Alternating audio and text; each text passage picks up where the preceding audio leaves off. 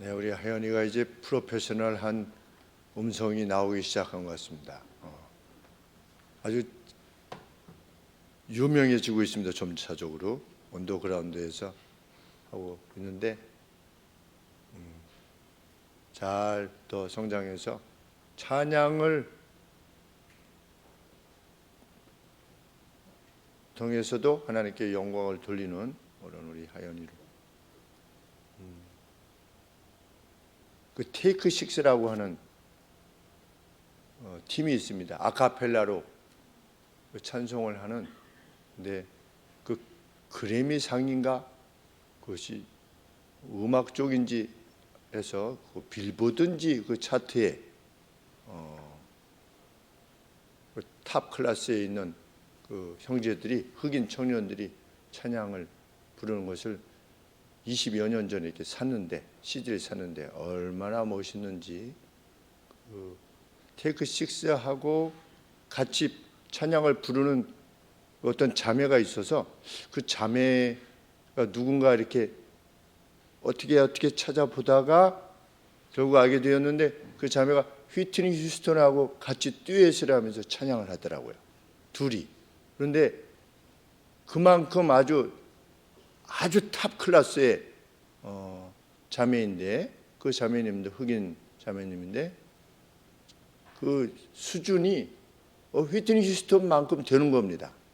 그런데 찬양을 통해서 그 찬양 CD 집도 내고 이렇게 하는데 참 멋있다. 얼굴 보면 그냥 천사 같아요. 흑인 천사, 네, 백인 천사도 있고 흑인 천사도 있고 동양인 천사도 있는데 우리 하연이가 음악을 통해서 하나님께 영광. 그래서 꼭 상 받을 때만 하나님께 영광을 돌립니다 이렇게 하지 말고 나중에 이제 상 받을 때 또 뭐 이렇게 해야 되겠지만 그 가사로 우리 휘트니 휴스턴이 그 마약 문제 때문에 굉장히 괴로움을 겪다가 예수님을 믿고 돌아왔죠. 예수님한테. 그래서 처음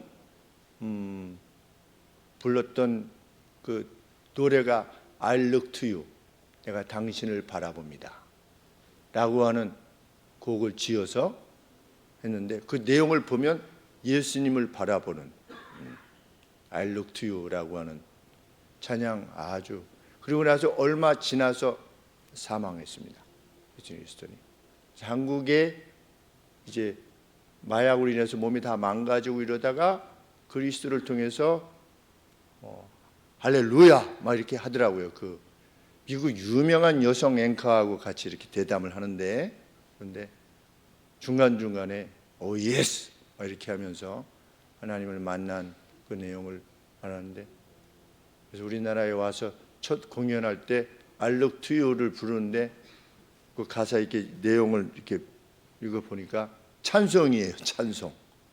그래서 저도 눈물을 많이 흘렸습니다. 야, 휘트니 휴스턴과 같이 전 세계에 알려진 자매도 주님을 만나지 못하면 마약과 같은 거기에 자기를 의존할 수밖에 없는 그런 상황이 되는 것인데 야, 예수님을 만나서 이러한 기쁨으로 노래 부르는구나. 이제 그것을 마음에 느낄 때 저도 감사의 눈물이 많이 났습니다. 어떤 한 자매가 예수님 품으로 돌아와서 그런 기쁨을 누리게 되었다. 너무 감사했었습니다.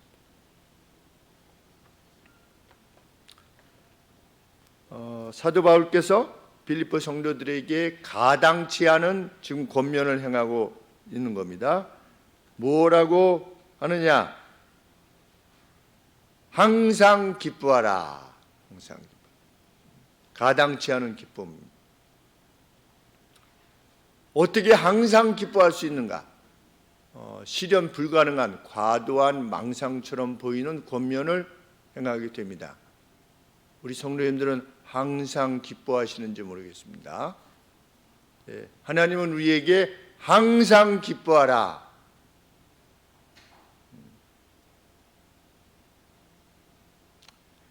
항상 기뻐하기 어려운 이유가 무엇입니까? 기쁨을 깨뜨릴 위험이 항상 도래하고 있기 때문에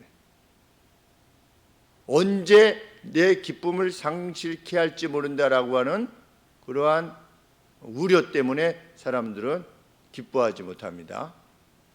그래서 사람들이 연초에 뭘 합니까?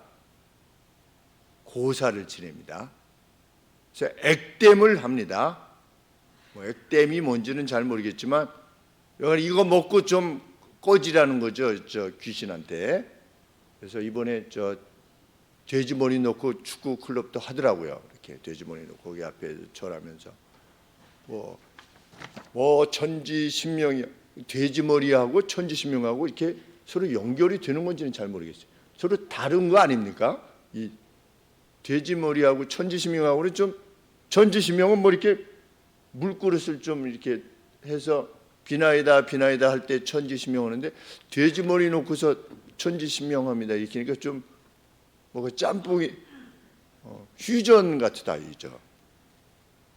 그런데 안 다치게 해주시고 저희 뭐 클럽이 잘 되게 해주시고 그리고 쭉, 근데 안 다치게 해달라고 하는 것이 왜 축구하다가 잘 부러지니까 해 주옵소서. 때로는 죽기도 하거든요, 현장에서 뛰다가.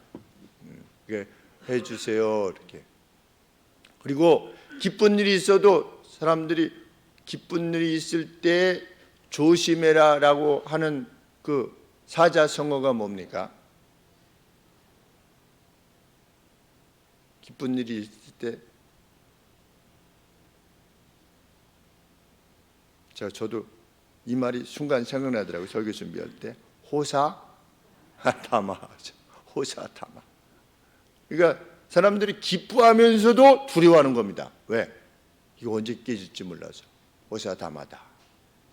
사람들이 일생 불안, 초조 이 가운데 살아갑니다. 그런데 예수님의 사도는 항상 기뻐해라 이렇게 권면하고 있는 겁니다.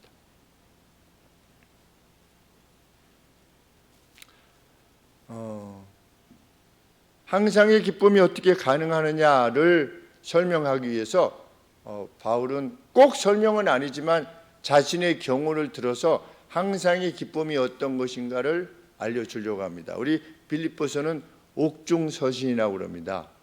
그래서 사도 바울이 복음 때문에 복음을 전하려고 하다가 감옥에 갇힌 이런 상태인 겁니다. 그래서 언제 갇혔냐면 보니까 61년부터 63년, 그리고 잠깐 나왔다가 64년부터 68년, 그리고 순교당한 겁니다. 61년부터 63년, 64년부터 68년, 그러면 잠깐 물렸다가 61년부터 68년까지 그 긴 세월 동안 로마의 감옥에 갇혀 있었던 겁니다. 로마의 감옥은 위에 창문 하나만 있답니다. 위에 구멍 하나만 있답니다. 그리고 창문도 의자도 테이블도 아무것도 없는 그냥 맨 땅인 그런 감옥에서 지금 편지하는데, 이 편지할 때에 이 빌립보서가 기쁨이라는 단어를 가장 많이 담고 있습니다. joy.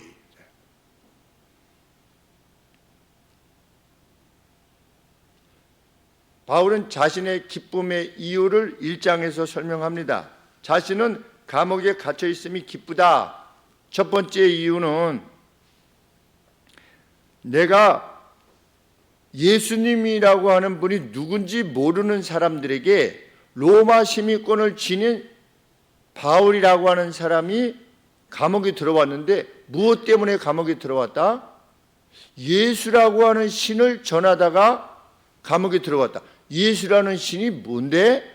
라고 하는 것이, 그러한 질문들이 로마 황제의 친위대들에게 자신이 감옥에 갇혀 있을 때 저 사람 왜 날 때부터 5사람인데 날 때부터 돈 주고 산 것이 아니라 시민권을 날 때부터 시민권자인데 어떻게 들어왔대? 저 사람은 뭐 예수라고 하는 신을 전하다가 저렇게 갇혀 들어왔대 라고 하는 소식 때문에 사람들에게 예수라고 하는 이름이 알려지게 된 것이 인해서 내가 기뻐한다.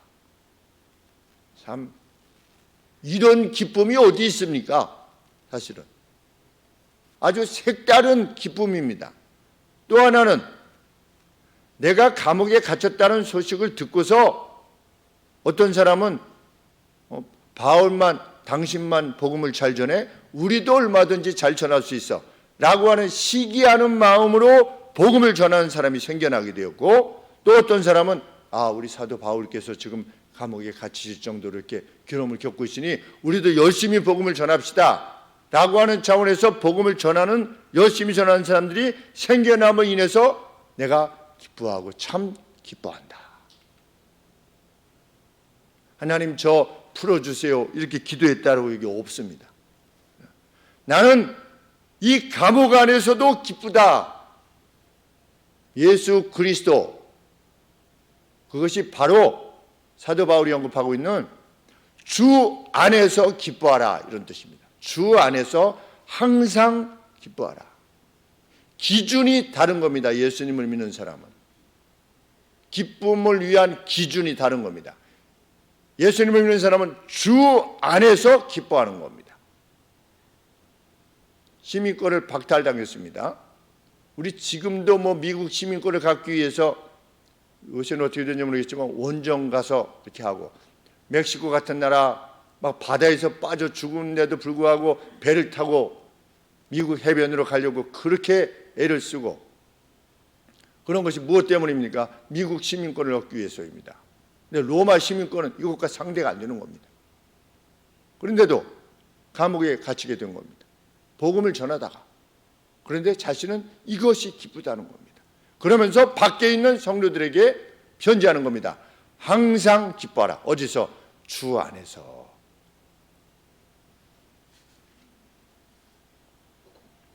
하나님 없는 세상은 기쁨을 위한 그 근거들이 나름대로 있습니다. 세상은 뭐라고 권면할까요? 돈 안에서 기뻐하라 입니다. 돈 안에서 기뻐하라. 건강 안에서 기뻐하라.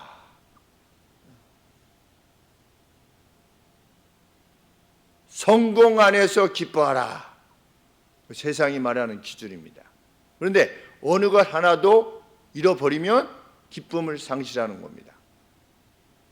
그래서 사람은 돈을 얻기 위해서, 지위를 얻기 위해서, 성공을 얻기 위해서 그렇게 애를 씁니다. 우리가 보시다시피 뉴스에서 나오는 이 무수한 아픔들, 왜 제가 아픔이라고 표현하냐? 얼마나 아프겠습니까? 그 사람들이 지금 자신들이 잘못을 저지른 것에 대한 그 대가를 지불하기 위해서 얼마나 속이 뭉그러지겠습니까? 자기들이 앞으로 어떻게 될지 모른다고 하는 어떤 차원에 있어서. 근데 그분들이 왜 그렇게 했느냐? 돈 안에서 기뻐하기 위해서. 돈 안에서 기뻐할 수 있다고 생각하니까. 어떤 지위 안에서 기뻐할 수 있다고 생각하니까. 세상은 그 기준을 가지고 기쁨을 논합니다.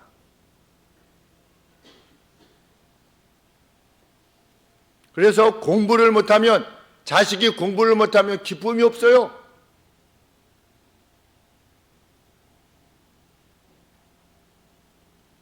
돈이 없으면 주눅이 들어요. 주변에 아는 지위가 높은 사람이 하나도 없어요. 그러면 주눅이 듭니다. 소속된 것이 없으면 또 주눅이 듭니다. 그래서 재수가 그렇게 힘들대요. 왜? 소속된 데가 없기 때문에. 그래서 힘들답니다. 사람은 소속감이 있어야지 기쁨을 누리도록 하나님이 창조해 놓으셨는데, 내가 소속된 데가 없는 겁니다. 여기 보건병원 옆에 어떤 청년 둘이서 이렇게 서서 이야기를 하는데, 둘이 서로 이야기를 하면서, 근데 옷 입은 것도 이렇게 별로 좋아 보이질 않아요. 신발도 그냥 싸구려 같아요. 그런데도 둘이서 이렇게 대화를 하면서 서로 웃고 이런 모습들이 참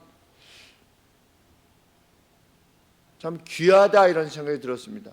이 둘 중에 하나가 그냥 혼자 고독하다면 얼마나 힘이 들까. 근데 누군가 한 사람이라도 친구가 있다고 하는 사실이 얼마나 의지가 될까.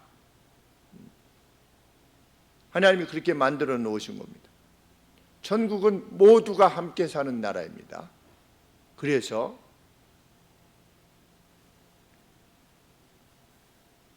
사람은 건강이 좋지 않아도 기뻐할 수 없습니다.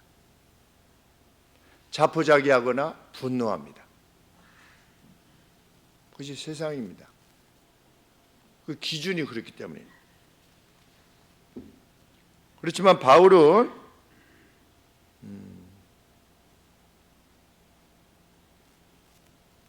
5절 말씀해 보시면 너희의 관용을 모든 사람에게 알게 하라. 관용이라는 것은 뭐냐면 초조해 하지 않는 겁니다.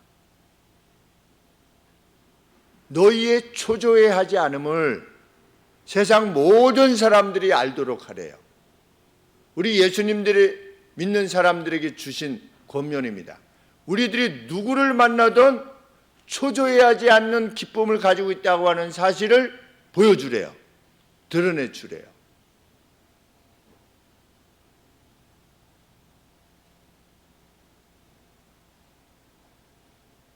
어제 제 아내하고 같이 이야기를 나누는데 저희 우리 정서방 어머니께서 영희한테 그렇게 말씀을 하셨답니다. 그러니까 영인의 가정은 정확하게 전달하는지 모르겠지만 떳떳한 가난, 떳떳한 가난 가운데 영희가 성장했다 이렇게 말씀을 하시대요. 그래서 제가 그 이야기를 이렇게 듣고서 바로 보셨구나 이런 생각을 했습니다. 떳떳한 가난. 그래서 구김살이, 가난하지만 구김살이 없는 거죠. 왜? 떳떳하기 때문에.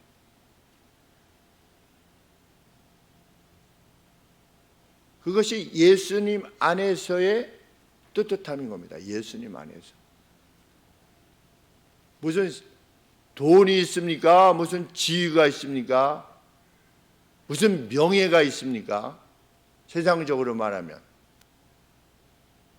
목사라고 하는 길이 그 어떤 것이 있습니까? 그런데도 주 안에서 항상 기뻐. 왜? 세상이 말하는 기준으로서 행복을 논하지 않기에 초조함이 없는 거지요. 초조함이.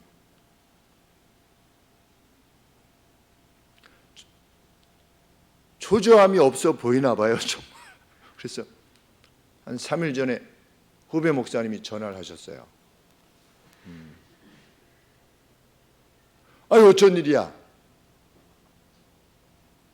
목사님 사실은 그동안에 이렇게 못 봐요. 좀 한 달에 한 번씩 이렇게 왔을 때 같이 격려하면서 서로 이렇게 해서 하지. 제가 월요일 날, 화요일 날 물류센터 가서 일을 해서 이렇게 목사님이신데 개척을 했는데 그래서 그래요. 그렇군요. 사실 목사님 좀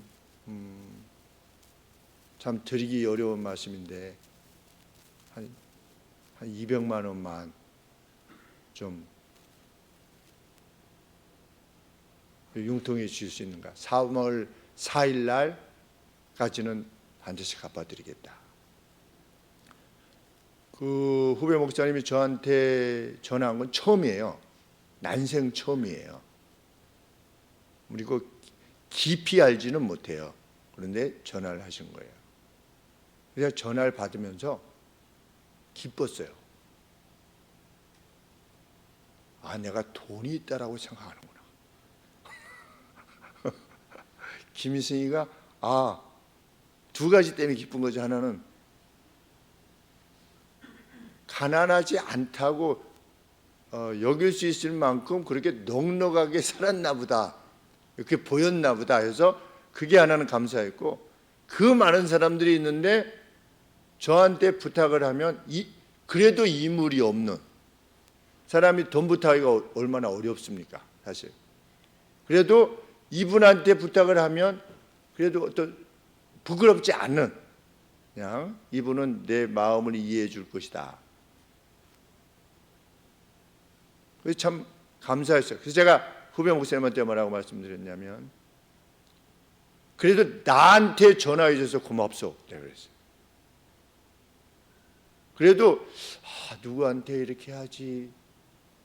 그래서 나도 빌려주려면 빌려서 빌려줘야 되기 때문에 좀 아내하고 상의를 좀 해야 되기 때문에 조금만 기다려요. 아내하고 상의해서 일단 가부를 알려줄게요. 이렇게 이제 전화를 마쳤는데, 그것이 그만큼 기쁨으로 살았다고 하는 증거인 줄 압니다.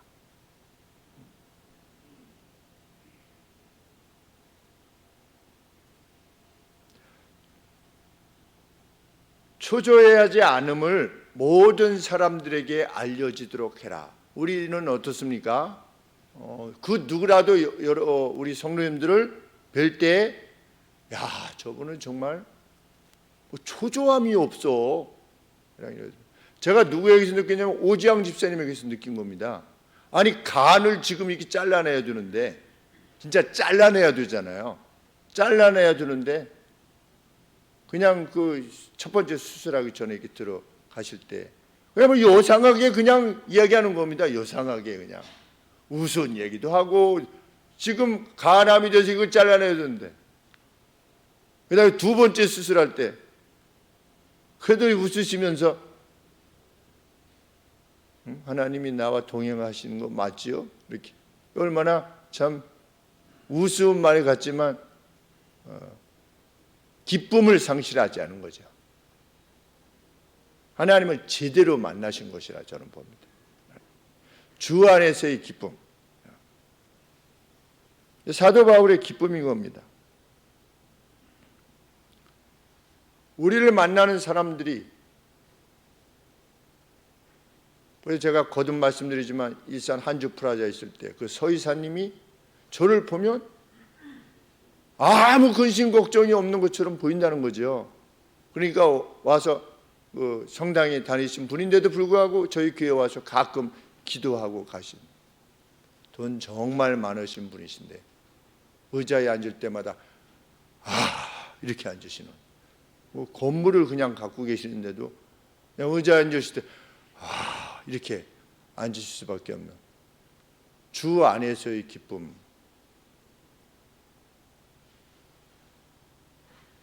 왜 어떻게 초조해하지 않음을 모든 사람들에게 보일 수 있느냐? 무엇 때문에?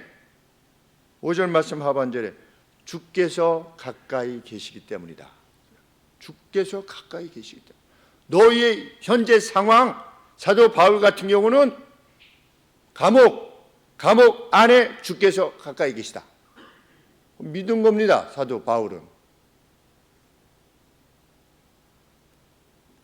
주께서 가까이 계시다고 하는 또 다른 그 용어는 ready입니다. ready. 주께서 준비하신다, 이런 뜻입니다. 준비하신다. Lord is near, 가까이 계시다, 이렇게 번역할 수도 있고, Lord is ready. 무엇을 ready 하신 겁니까? 무엇을 준비하고 계시는 겁니까? 바로 옆에서 준비하고 계시는 겁니다. 주님이.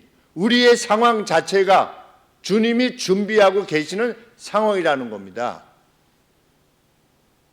초조해야 될 이유가 없다는 겁니다. 우리 세상 사람들이 말하는 돈이 떨어지면 얼마나 초조합니까? 돈이 좀 들어오는 것 같으면 좀 여유가 있고, 뭐 교회도 그런 느낌을 가질 때가 있어요. 재정이 이렇게 좀 이렇게 마이너스가 좀 이렇게 되어지면 이거 좀 이렇게 어떻게 했나? 지금 막 금리가 막 이렇게 올라가지고 280만 원 이렇게 내던 게 730만 원을 내게 되어질 때, 뭐 재정적인 공백이 생기니까. 그래도 초조해 본 적은 없는 것 같습니다. 왜? 25년간 적어도 교회에 26년째 하나님께서 이끌어 오셨는데, 하나님께서 무슨 세계 금리가 올라가가지고서 교회의 어려움에 직면하게 하신다, 그거 믿을 수가 없죠.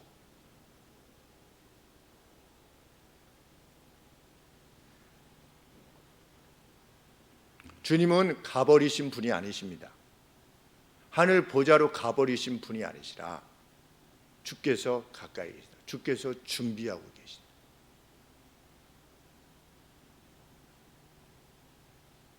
구약 시편 기자도 이렇게 노래했습니다. 시편 145편 18절에 여호와께서 그를 부르시는 모두에게 가까이 하신다. 진리 안에서 그를 부르는 이들에게, 진리 안에서 하나님을 부르는 이들에게 하나님은 가까이 계신다. 누굽니까? 야곱이지요. 외삼촌 집에 도망했습니다. 진리를 사랑해서 하나님이 아브라함, 자기의 할아버지 아브라함에게 아버지 이삭에게 약속하신 그 참된 이치가 무엇입니까? 그 후손 가운데 세상을 구원할 구세주를 보내시겠다고 하시는 그 약속을 믿어서 행했던 야곱이 위기에 직면했지만, 그래서 외삼촌 집에 가는 도중에 있지만 아무도 없어서, 아무도 없는 줄 알아서 광야에서 잘 때 밤에 머리맡에 짱돌을 놓고 잤지만, 거기서 야곱이 무엇을 보았습니까? 하나님께서 그 바로 자기가 잠든 그 머리맡에 하나님의 사닥다리가 하늘로 연결되어 있어서 천사가 야곱의 소식을 하나님에게 전하고 하나님의 뜻을 야곱에게 전하는 이 역할을 감당하고 있는 그 환상을 본 뒤로 야곱이 그 환상 후에 그 꿈이라고 말해주는 그 비전 뒤에 무엇을 말하는 겁니까? 이 장소가 얼마나 엄청난지 모른다. 감탄문으로 어우서머다 그랬습니다. 어우서머다. 나는 혼자인 줄 알았는데 바로 이 장소가 하나님이 함께 하시는 장소구나. 하나님은 어디든지 계시는 무소부재하시는 하나님, 하나님의 뜻을 언제든지 집행하실 수 있으시며 자기 백성의 형편을 언제든지 알고 계시며 언제든지 자기 백성을 위하여 행하실 그 레디가 되어진 하나님이시구나 라고 하는 것을 깨닫게 되고 나서 그 돌에다가 기름을 부고 그것을 뭐라고 불렀습니까? 베스엘, 하나님의 집이라 이렇게 불렀습니다. House of God. 여기가 우리가 있는 곳이 곧 하나님의 집인 겁니다.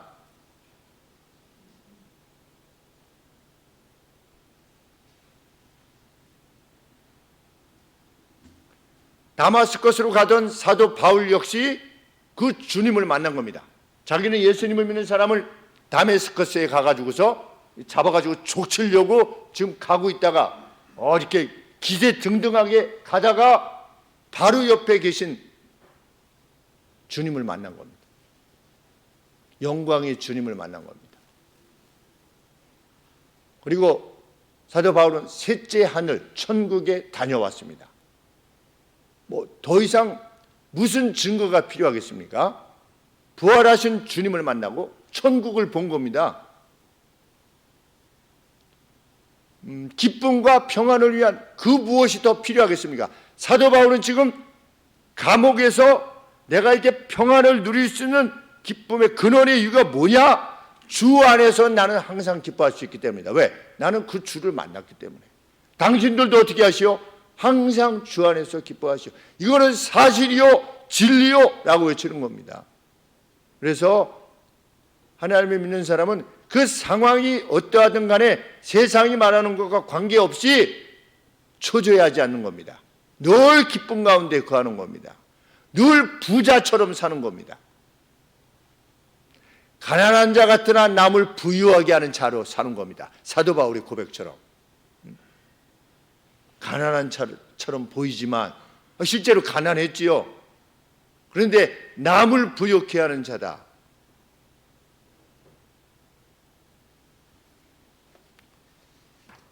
하나님께서는 이 기록을 그 무수한 핍박과 그 순교라는 핍박 가운데서도 이 성경을 남겨두심으로 후대에 올 하나님의 백성들에게 기쁨과 평강을 지니기를 원하시는 겁니다. 내가 책임지마. 진리 안에서 너희들이 행하는 것이 분명하다면 너희는 내 손 안에 있는 것이다. 지금. 그것이 하나님의 말씀인 겁니다. 그 확신을 지닌 사람은 과연 내 인생을 마지막까지 잘 마무리할 수 있을까? 내 자녀들이 잘 성장해서 이렇게 될 수 있을까? 그것에 염려하거나 초조해하지 않는 겁니다. 뭐 세상적으로 말할 때 공부를 잘하건 뭐 능력이 있어 보이건 없어 보이건 관계없이 늘 항상의 기쁨 가운데 현재 내 삶의 형편이 이거 회복될 수 있을까? 그게 전망이 있던 없던 관계없는 겁니다. 왜? 주님은 레디야 중에 계시니까. 그래서 바울은 그 하나님을 섬기는 이로써 초조해야 하는 그 길을 가는 것이 아니라 평강과 기쁨의 길을 위한 방법을 제시합니다. 그것은 무엇입니까? 모든 것에 있어서 기도해라. 기도해라. 감사와 함께하는 간청으로 하나님께 너희들이 무엇을 구하고 있는지, 그리고 그것을 구하고 있는 이유가 무엇인지를 하나님께 알려지도록 해라. 이렇게 좀 요청하고 있습니다. 이거 어떻게 하지가 아니라, 그러면 하나님께 원하는 것이 무엇인가를 하나님 앞에 알려드리도록 하래요. 하나님은 이미 알고 계신다고 예수님이 말씀하셨는데, 너희의 필요가 무엇인지 성부 하나님이 이미 다 알고 계신다고 그랬죠. 알고 계시면 우리가 뭐 기도할 필요가 뭐가 있어? 그렇지 않아요. 성경 그럼에도 불구하고 우리가 필요로 하는 것을 하나님은 알고 계세요. 그런데 우리는 우리 나름대로 우리가 요구하는 게 있잖아요. 하나님 앞에 요청하는 게 있어요. 그 요청하는 가 무엇인가를 하나님 앞에 아뢰래요. 감사와 함께. 이게 뭡니까 이게 아니라, 하나님 오늘의 삶에 의해서 감사한데 저는 이걸 하나님 원합니다. 그리고 이것을 원하는 이유는 이것입니다. 라고 하는 것을 하나님 앞에 모두 알리래요. 그것이 기쁨을 위한 길이래요. 평안을 위한 길이랍니다. 그래서 기도하는 겁니다. 그러면 어떻게 하신대요? 모든 이해를 넘어선 하나님의 평강이 예수 안에서 너희의 마음과 생각을 보호하실 것이다. 가드할 것이다. 하나님, 저는 이거 주세요. 왜냐하면 이러이러합니다. 그래서 저는 이거 주세요. 저는 지금 상황이 이렇게 돼서 마음이 이렇습니다. 이렇게 할 때 하나님께서 어떻게 하실 것이다? 우리의 생각을 넘어서는 평강을 허락해 주실 거예요.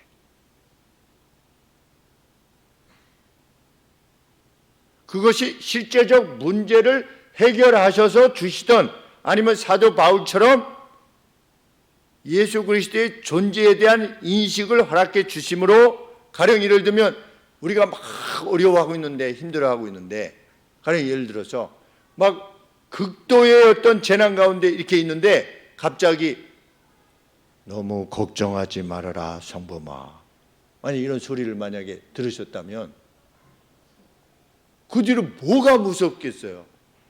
가령 예를 들면 나는 네가 섬기는 하나님이다, 너 걱정하지 마. 만약 이런 소리를 들으셨다면 그 뒤로 뭘 걱정을 하겠어요? 하나님 앞에 아뢰래요. 그러면 지각에 뛰어난, 우리의 이해를 넘어서는, 지금 기뻐할 수 없어요. 그런데 그 기뻐할 수 없는 상황 가운데서 기뻐할 수 있는 이유를 주시던, 아니면 문제를 해결하시던 둘 중에 하나를 해가지고 하나님이 우리의 마음과 생각을 가드하실 것이다. 지키실 것이다. 그 염려, 초조함, 그것을 넘어선 그것을 주시겠다는 겁니다. 하나님께서. 이게 약속입니다. 그게 기도하래요. 간청하고. 그런데 예수님 말씀대로 말세에 믿는 자를 보겠느냐? 그렇게 믿는 자를 보겠느냐? 정말 괴로운데도 하나님 앞에 기도하지 않아요. 그리고 늘 초조해해요. 그 괴로운 가운데 늘 보내요. 하나님의 약속은 나한테 구해라. 그럼 내가 둘 중에 하나를 주마.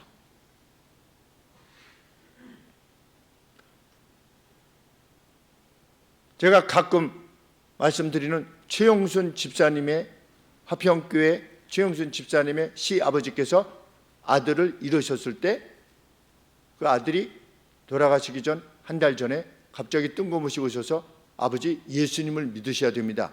교회에 나가세요. 이렇게 말을 하고 한 달 뒤에 자동차 사고로 떠나셨는데 그 최용순 집사님의 시아버님께서 최용순 집사님이 예수님을 믿을 때 집안에 어려운 일만 있게 되면 네가 예수 믿어서 네가 우리 집에 들어와서 이렇게 됐다 라고 하면서 핍박하셨던 분이신데 그 아들이 한 달 전에 그렇게 얘기하고 가신 것을 기억하여서 아들이 그냥 말한 것이 아닐 것 같다. 내 아들이 있는 곳에 갈 거다. 그래서 기독교 장로를 해라. 그래서 기독교 장로를 하고 이 어르신이 예수님을 믿기 시작했습니다. 믿기 시작하셨는데 며칠 된 거죠. 며칠 됐는데 장례를 치르고 보통 사모제라고 해서 무덤이 잘 이렇게 됐나 해가지고 때를 잘 입혔나 보고 오신 날인지 뭐 장례 치른지 일주일도 안 됐는지 한 2주인지 이렇게 자신이 드셨던 뭐 물컵인지 뭐를 드시고 그것이 씻어 놓으시려고 이렇게 세면대에 가서 설거지하는 곳에 가서 이게 씻으시는데 말로 형언할 수 없는 기쁨이 그냥 자기의 가슴에 그 어르신의 가슴에 연희 전문 나오셨습니다. 인텔이지요. 그 옛날에. 근데 그러니까 자기 이성적으로 판단하시던 그 어떤 분이 자기 아들이 지금 죽은 지 일주일도 채 안 되는 그때인데도 불구하고 형언할 수 없는 기쁨이 막 그냥 바닷물같이 이렇게 자신에게 넘쳐 들어와서 자기 스스로 생각할 때 이거 내가 미친 거 아닌가. 내 아들이 죽었는데 이건 뭐냐 이 기쁨의 이 근거는. 그러면서 최용수 집사님한테 이게 네가 그렇게 말했던 성령이 주시는 기쁨이라는 거냐. 이게 물으셨다고. 이것이 뭡니까? 지각에 뛰어난 우리의 이해를 넘어서는 평강을 주시는 겁니다. 피스는 그냥 뭐 이렇게 잔잔하고 이런 게 아닌 겁니다. 평강이라고 하는 것은 기쁨을 말하는 겁니다. 흔들리지 않는 기쁨. 그것은 무엇에서 비롯됩니까? 나를 책임지는 그 어떤 존재가 정말 계시다고 하는 것을 믿을 때 그 평강이죠. 그걸 확인할 때 언제 확인하게 해주시냐? 내게 구하라는 겁니다. 무엇이 필요한 것을 구해래요. 왜 필요한 것을 말하래요. 하나님께서 주시겠대요. 평강을.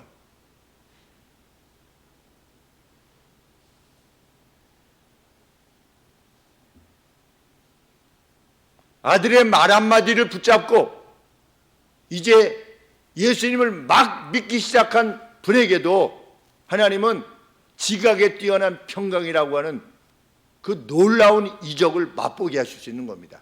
그만큼 자비하신 하나님이십니다. 예수님 믿은 지 일주일 됐는데 아니면 2주 됐는데 겸비한 마음을 가지고 하나님 앞에 엎들 때 우리 주님은 그러실 수 있는 겁니다.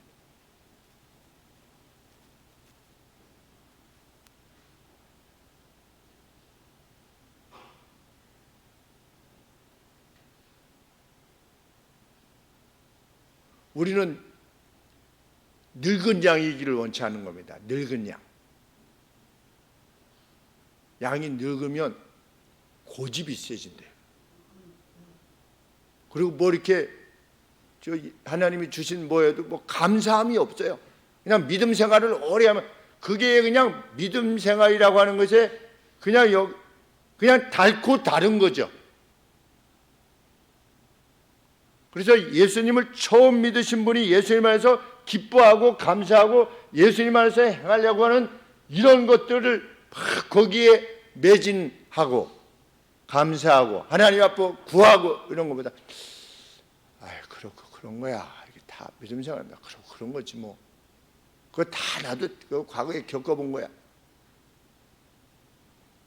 라고 하는 이들은 이런 거 경험 못하는 겁니다. 정말. 그래서 오히려 믿음이 이게 주변을 보면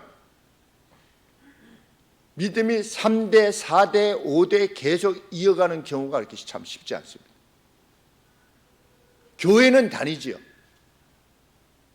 그런데 이렇게 말씀하시는 지각에 뛰어난 하나님의 평강, 그것을 누리기는 정말 어려운 특별한 하나님으로부터의 블레싱입니다. 그것은 정말 다음 세대가 믿음 안에서 철저하게 하나님을 찾는 그 누가 나온다면 참 대단히 복을 받은 가정이라 이렇게 말하리라 만큼.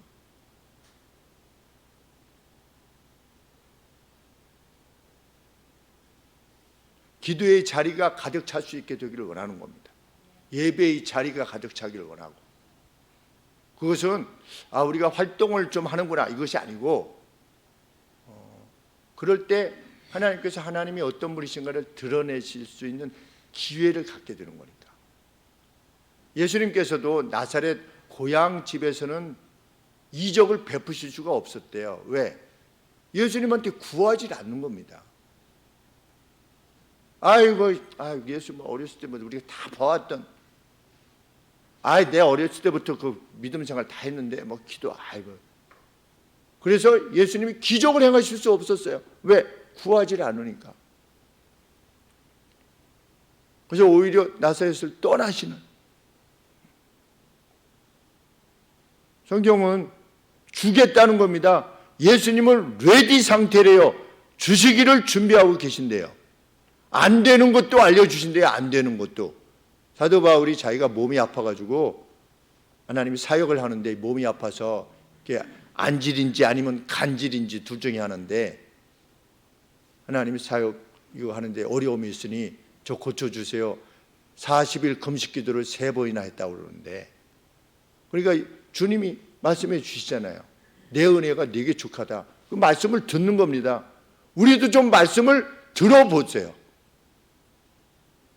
뭐가 안 되면 안 되는 이유에 대해서 주님이 말씀하신, 거절하신 기도 감사가 아니라 거절하시는 이유를 밝혀주신답니다. 우리 주님은 안 되면 그냥 안 되는 줄 알아. 말이 많어. 이러신 분이 아니고 안 되는 이유까지도 주시는 분이에요. 성경은 보면 기도할 때. 그래야지 우리의 지각에 뛰어난 하나님의 평강을 누릴 수 있지 않겠습니까? 그 정도 돼야만 항상 기뻐할 수 있지요. 어떻게 항상 기뻐할 수 있습니까? 그런 만남이 없다면, 주님과의 만남이 없다면. 아니면 하나님께서 이런 지각에 뛰어난 하나님의 평강, 이것은 이래서 안 된단다 이렇게 알려주시던, 아니면 홍해처럼 그냥 물을 그냥 가르시는 거예요. 그래서 보여주시는 거. 봤지? 이렇게. 둘 중에 하나로 하나님께서 역사하시는 겁니다. 그런 역사의 현장에 여러분들이 계시기를 바라고, 우리 각각이 있기를 바라는 겁니다. 정말 사도 바울은 얼마나 소원하고 있습니까? 주 안에서 항상 기뻐하라. 내가 다시 말하노니 기뻐하라. 이게 무슨 뜻일까요? 내가 다시 말하노니 기뻐하라.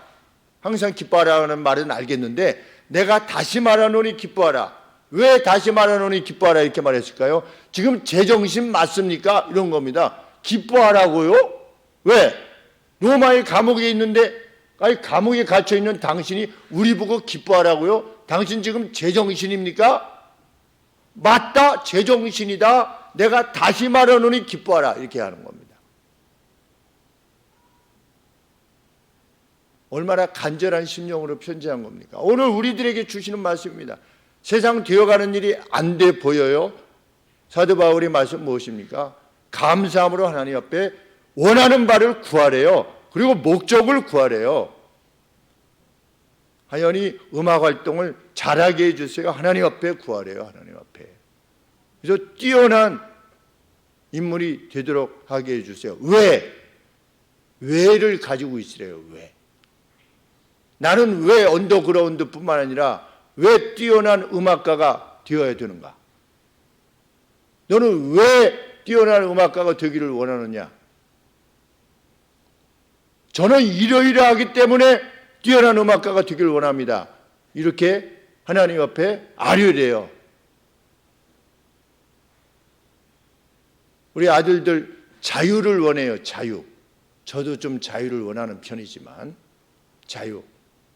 인생을 살면서 돈이 좀 적어도 자유를 원한대요. 하나님 자유를 주세요. 이렇게 구하는 거죠. 하나님. 저 일생에 자유를 주십시오. 저는 자유를 원합니다. 왜? 그 자유를 가지고 이렇게 하려고요. 하나님 앞에 구하라는 겁니다. 하나님 저 돈을 주세요. 왜? 저는 하나님이 돈을 주시면 이렇게 하려고. 하나님 지혜를 주세요. 듣고자 하는 마음을 주세요. 그랬잖아요. 솔로몬이. 왜? 하나님이 제게 맡긴 백성들이 너무 많은데 참 먼지와 같이 많은데 땅이 더스트와 같이 많은데 이 많은 백성들을 제가 어떻게 잘 돌볼 수 있겠습니까? 하나님 그러니 저에게 듣고자 하는 마음을 주세요. 백성들을 위한 것을 원한 겁니다. 하나님 저 오래 살게 해주세요. 저 원수를 물리쳐 주세요. 저 사울가를 남아있는 사울가를 끝장내 주세요. 이렇게 구하지 아니하고 목적이 있었던 겁니다. 하나님 앞에 구하래요. 그럼 하나님이 들어주시겠대요. 이게 하나님의 약속입니다. 그리고 또 다른 하나, 평강이라고 하는 항상의 기쁨을 위해서 행할 수 있는 또 다른 비결은 뭐냐? 8절 말씀에 마지막으로 이런 뜻입니다. 마지막으로 내가 이제 편지를 마무리하는데 정말로 형제들아 참된 것이 무엇이든 경건한 것이 무엇이든 옳은 것이 무엇이든 정결한 것이 무엇이든 사랑할 만한 것이 무엇이든 칭찬할 만한 것이든 무엇이든 그 안에 어떤 뛰어남이나 찬양의 가치가 있는 것들에 거주하여 살라 이렇게 말씀하고 있습니다. 이게 무슨 말이냐?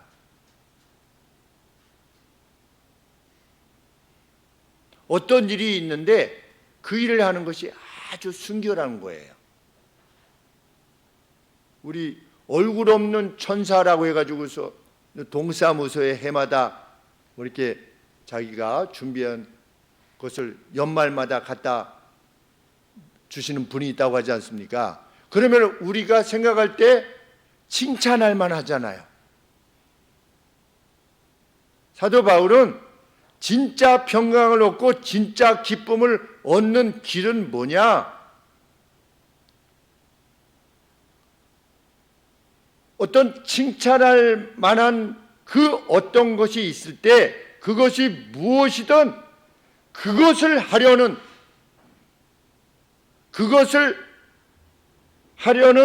의도와 행함 안에 늘 살래요.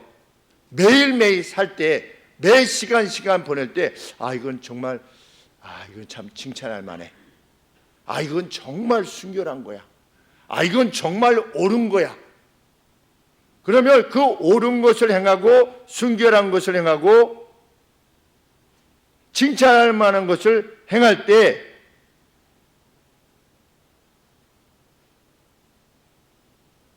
온 힘을 다하래요.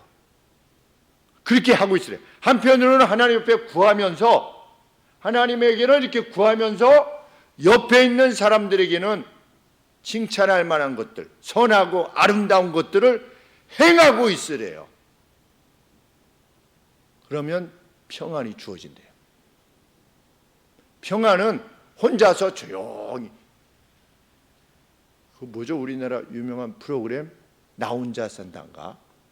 이렇게 산에 가서 사는 거 뭐죠? 산에 가서 자연인, 예, 자연인 그런 평강은 없대요 성경에. 그분들이 대부분 뭘 얘기합니까? 아프든지 아니면 사람들한테 질렸든지 그래서 혼자 가서 사시는 거죠. 성경은 그런 평안은 없대요.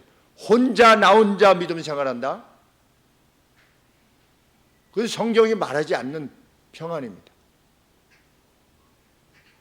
우리 가곡에 이런 가곡이 있어요.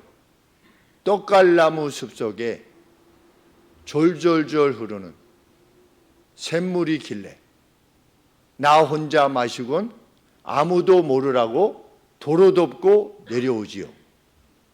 떡갈나무 이렇게 숲속에 갔는데 그 샘물이 이렇게 나오는 거예요. 근데 나 혼자 마시고 도로 이렇게 잎사귀로 덮고 이렇게 내려오는데 도로 덮고 내려오는 이 기쁨이요.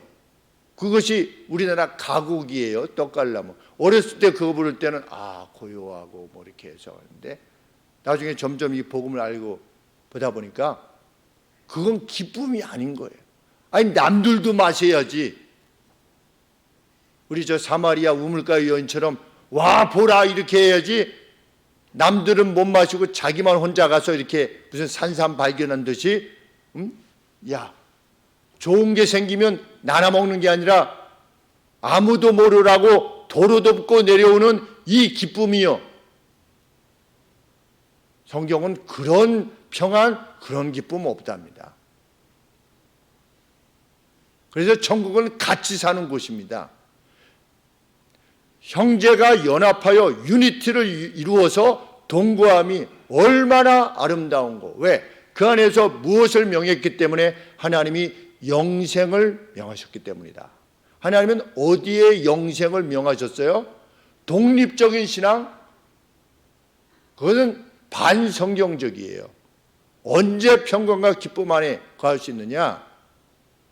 칭찬할 만하고 순결하고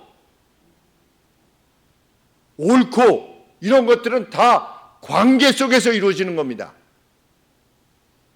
이웃과의 관계 속에서 이루어지는 거죠. 그래서 예수님은 그 누구와도 이웃이 되라고 그렇게 말씀하시지 않습니까? 내가 이웃 가르쳐주면 내가 이웃에게 잘할 거니 이웃을 가르쳐 주십시오. 너의 도움을 필요로 하는 칭찬할 만한 일이 있다면 그것을 행할 때 그 행함의 대상이 누구냐? 네 이웃이다. 그래서 제가 늘 말씀드리는 것이죠. 교회는 함께 가야만 된다. 이 주일은 왜 우리에게 주어졌습니까? 왜 주일에 안식이 주어졌습니까? 주일날 편하게 좀 쉬라고 육체적으로? 결코 그렇지 않습니다. 무엇하라고? 성도들과 교통하라고. 하나님의 백성이 천국에 가서 누리게 될 그 하나됨, 이런 거 외쳤더니 많은 이들이 떠났죠. 저희 교회를. 왜 자꾸만 그런 거를 계속 얘기해가지고 내 마음을 부담스럽게 만드느냐. 할 수 없어요. 성경이 말하기 때문에. 성경은 무엇까지도 금지할 만큼 주일에는, 안식일에는 모든 것을 금할 만큼 하루 종일 누구랑 지내라? 성도들과 지내라. 예배 한 번? 그런 평강은 없는 겁니다. 그런 기쁨은 없는 것이고.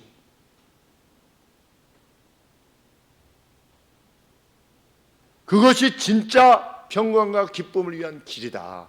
사도 바울이 권하는 것입니다.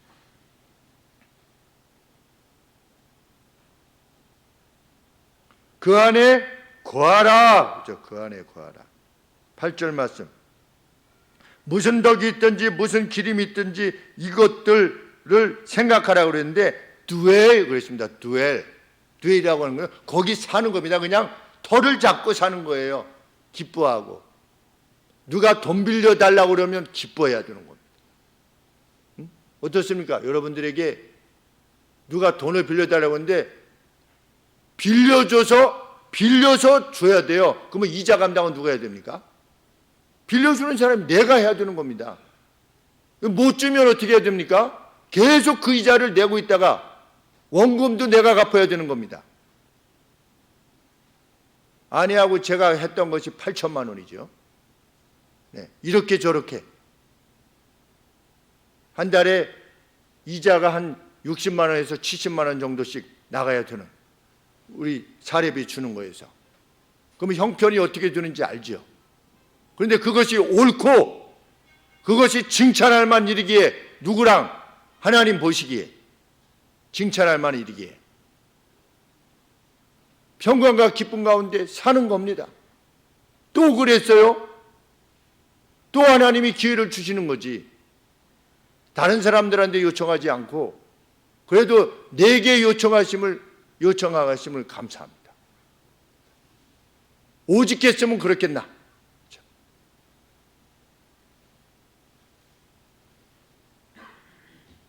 가끔은 혼나죠, 가까이 있는 사람들한테. 또 그랬어요? 어쩔 수 없어요. 기쁨과 평강을 위해서는 어쩔 수 없는 겁니다.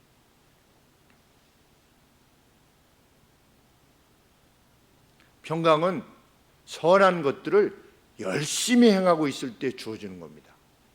성경 말씀에 의하면.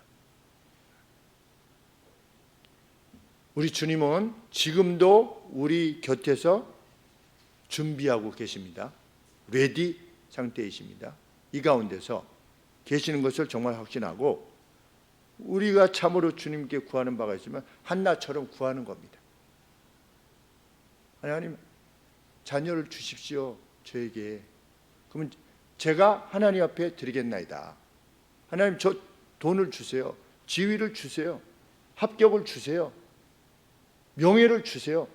제가 하나님을 위해서 이렇게 하겠습니다. 아뢰래요.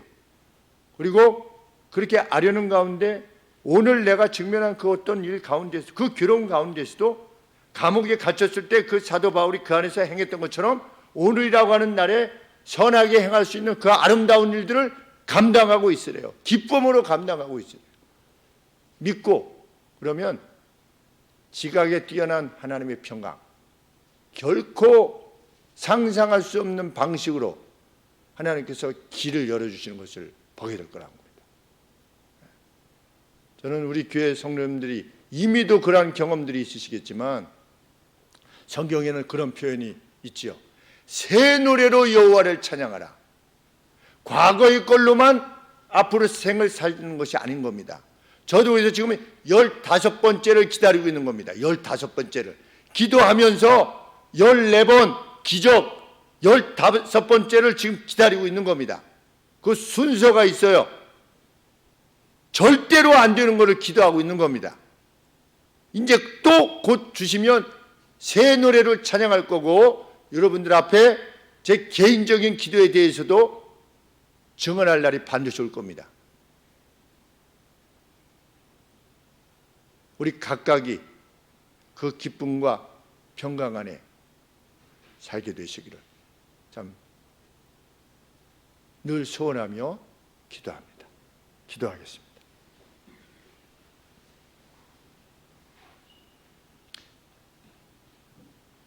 세상만 보면 흔들릴 수밖에 없는 저희의 평강과 기쁨, 아버지, 천지를 지으신 분이 주님이 아니시겠습니까? 그리고 지금도 늦은 비와 이른 비를 주시는 분이 하나님이시며, 우리에 대한 사랑으로 우리의 머리카락 하나까지 다 세신 바 되었다라고 말씀해 주셨습니다.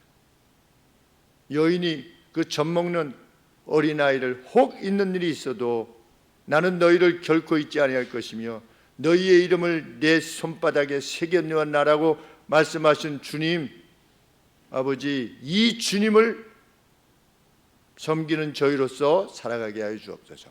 주께 구하게 하시고 그 주님으로 인하여 형제와 자매가 된 저희들, 아버지, 아직도 여전히 불완전한 점이 있지만 우리의 가정들이 그러하듯 불완전한 형제와 자매들을 그래도 보듬어 안고 가는 것처럼 아버지, 보듬어 안으며 가는 저희, 그리고 선하고 아름답고 높임 받아야 될 만한 일, 진실한 일, 그러한 일들에 우리의 행함을 두고 사는 저희가 되게 하여 주시고,